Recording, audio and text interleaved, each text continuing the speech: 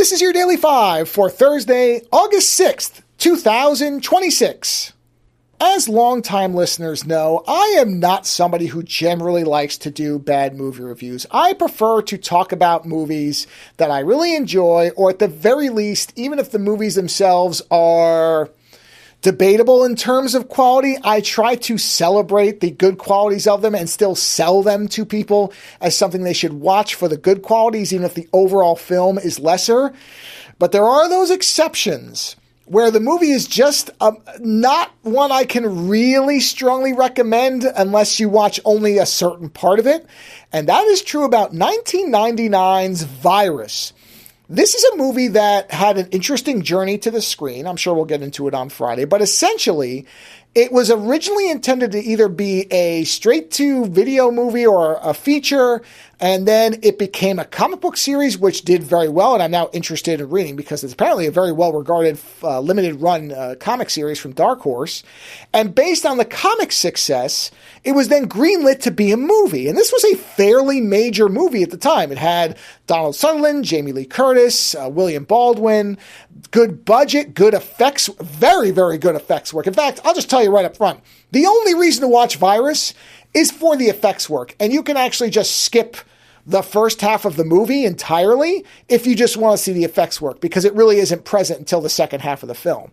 But the movie on paper, if you've described this movie, the story is interesting. It can be well done. Had it been filmed by somebody with a more cinematic eye, or if there had been better decisions made in the terms of what the actors were doing, it would probably be a much easier movie to recommend to almost anybody who liked science fiction.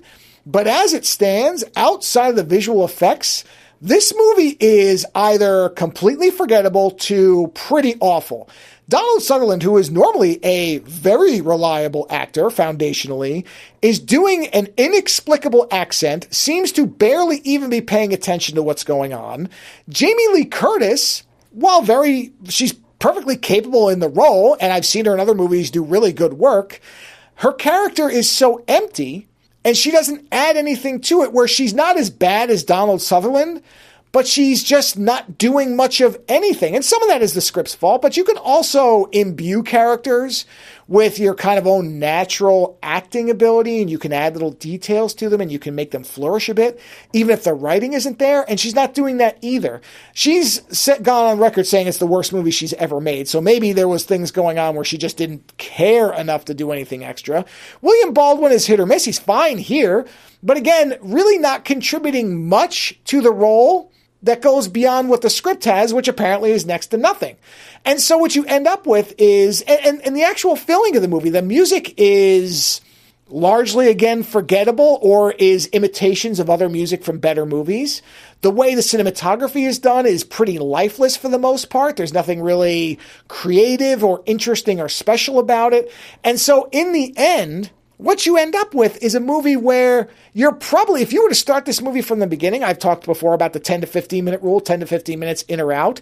I don't think most people would make it 10 minutes into this movie. They would be bored. I mean, the very beginning intro of what causes the inciting incident itself, that's fine. But then it just seems to lose all of its energy and life. And it really doesn't come back until the creature effects start happening, which is well into the movie. And you really don't even get to see them enough. I feel like there's some really wonderful practical creature effects in this movie, and you barely get to see them. They show up far too late. They're not showcased properly in many cases. And so you just end up with this movie where, unless you just love watching the effects parts, which you could do, you could just skip ahead to them, I wouldn't recommend this to most people. I just don't think there's anything, even if you're a fan of some of the actors, Jamie Lee Curtis or Donald Sutherland, this is hardly their best work. I mean, I've seen far better from both of them in better movies.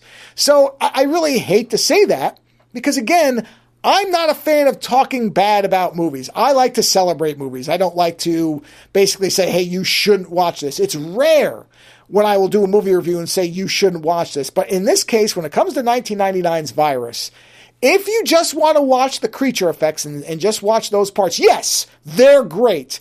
But if you want to watch this as a movie, oh boy, I really don't think I could recommend it to almost anybody. And that's a shame. Later.